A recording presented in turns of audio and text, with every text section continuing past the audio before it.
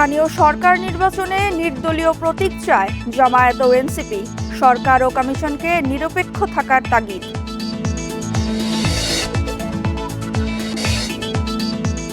নবায়নযোগ্য বিদ্যুতের সঞ্চালন খরচে সুবিধা চায় ব্যবসায়ীরা।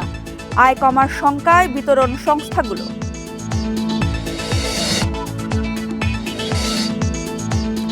ভবিষ্যতে আর গণমাধ্যম নিয়ন্ত্রণ না করার প্রতিশ্রুতি তথ্যমন্ত্রীর।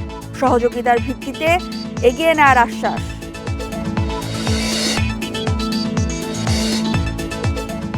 রোহিঙ্গা ইস্যুতে বিতর্কের সুযোগ নেই বলছে ইইউ। প্রত্যাবাসনই একমাত্র সমাধান জানালো ঢাকা।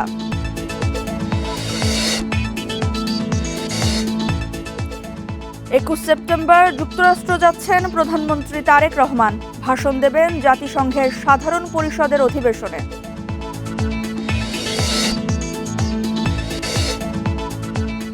সামান্য বৃষ্টিতে জলাবদ্ধতা সাভার ও আশুলিয়ায়, কারণ অপরিকল্পিত আবাসন ও ড্রেনেজ ব্যবস্থা।